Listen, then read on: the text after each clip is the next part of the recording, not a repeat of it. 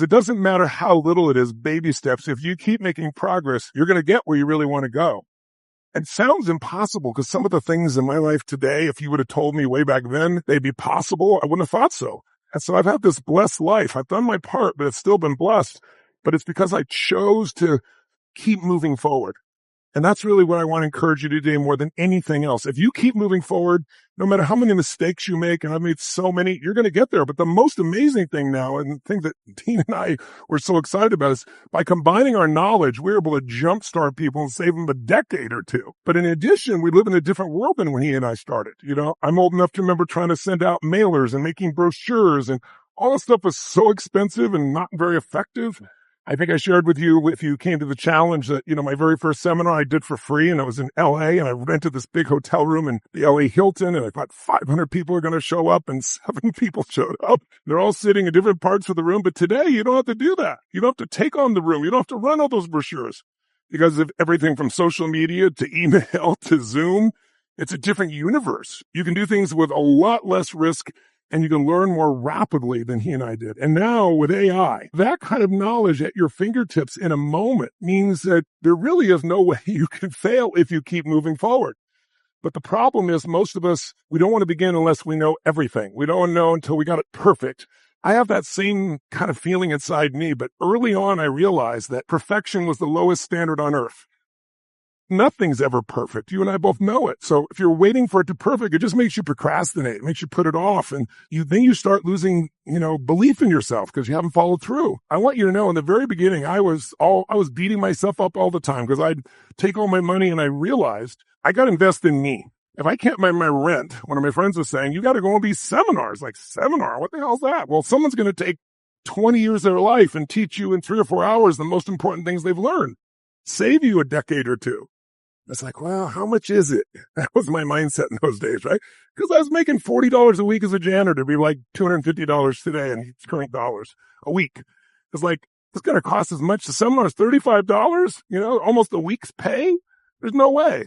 But fortunately, something inside me said, if I keep moving forward, if I just keep putting myself in the environment, it's going to stick. And it did. Every mistake you make, if you learn from it, you get stronger and stronger, smarter and smarter until you find that tipping point. Hilton, Hilton Hotels, they have 1.2 million rooms. They're 105 years old. They're worth $53 billion. And here's little Joe Gebbia's company. 8 years, didn't make a dime, and then finally kicked it over the edge. 7.7 million rooms, which they don't pay for. They don't have any infrastructure. They have no overhead.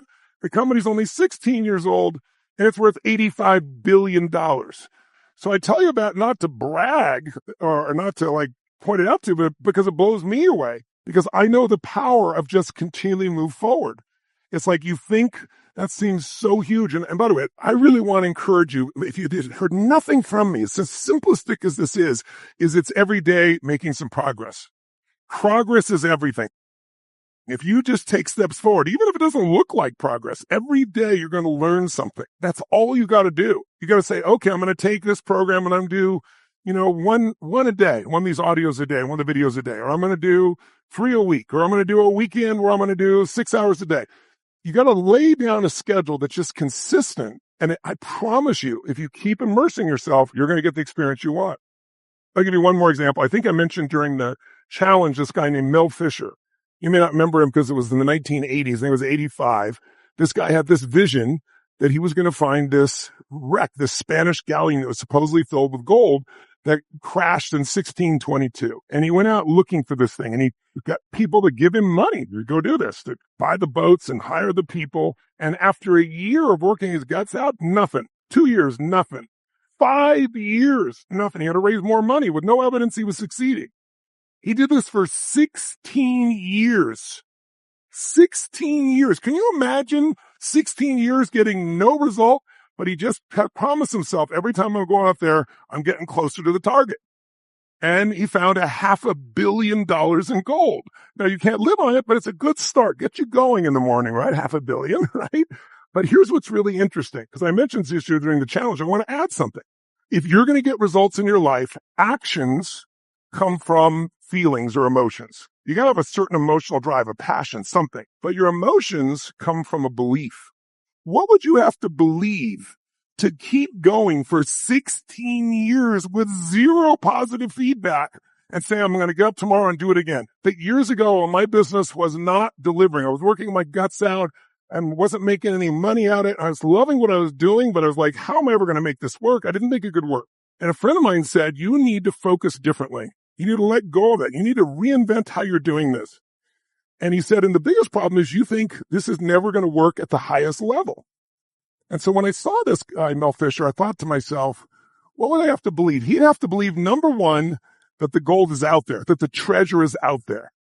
You have to believe that this little business that's nothing right now, this idea in your head, that it's a treasure box that's out there. It's going to provide you what you really want.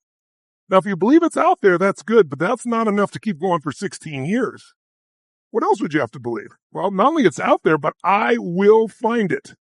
I'll find the way. I'll keep persisting until. But even that, you need one more belief. It's worth it. It's worth the energy. It's worth the freedom I'll be able to have. It'll be worth it for my family. It'll be worth it because I'll own my own time. It'll be worth it for the economic. It'll be worth all those things. If you have those three beliefs, you can succeed in this business. But you're going to have to push through the thing that everybody has, which is fear. We call it uncertainty. We call it being uncomfortable. The biggest mistake you can make is thinking you're not ready. When I don't know what to do is when I know what to do. That's my core belief. If you put yourself on the line and you push yourself each day, you don't know what you're doing, but you're going to do it anyway, you're going to learn. What does it take to get good at this? Whenever you learn something new, in fact, what we're doing together is you start going through the course, you go through this weekend, you start getting started. When you start out, you don't know much, right? So you're way down here. And if you really apply yourself and you focus this weekend and you start the 7 weeks and you start doing each step, you're going to feel yourself going from, I don't know what to do, to, hey, I know what my irresistible product is. I know who my ideal customer is. Oh my God, this is amazing. And then you're going to go out and go, boom, like this. Well, in most places, we call it a plateau. If you're not sure, you'll start to drop a little bit. You made a drop all the way to here.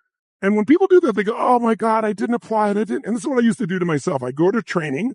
I'd learn something. I grow like crazy. I was all excited. I go home. I apply some of it, but not enough in my mind. But I've only just gotten started.